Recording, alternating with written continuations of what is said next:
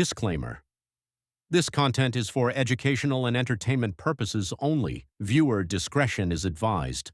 I want to show you this right here, everybody, because to me, receipts matter.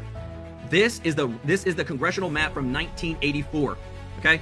This is what happened when Reagan just wiped clean Mondale and literally had one. I think this is the greatest win of a Republican in the history of America. Nobody has ever come close to how much Reagan won.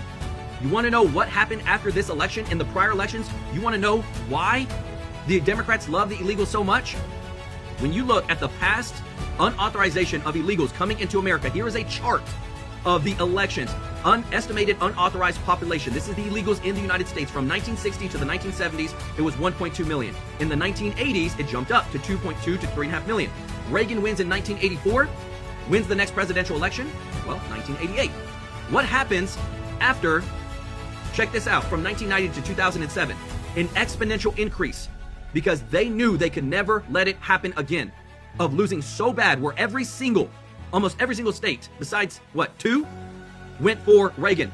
And look at this, ever since, from 1990 to 2007, how do you go from one decade to the next of 2 to 3.5 million, to 3.5 to 12.2 million, to 10.5 to 11 million, to 11 million to 13.4 million?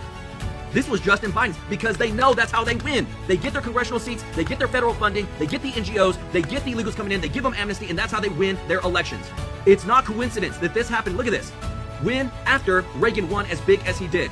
So when we show you these receipts of how important it is to the Democrats that illegals are here, the facts speak for themselves, everybody. You cannot deny this. It's not coincidental. When this happened, they knew that without a shadow of a doubt, they had to get more people in here, and they had to buy their votes with taxpayer benefits, SNAP, Medicaid, housing, anything that they could give them, and that's exactly what they did. That's why this is so important. That's why the SAVE Act is so important, and that's why we have to give back our country.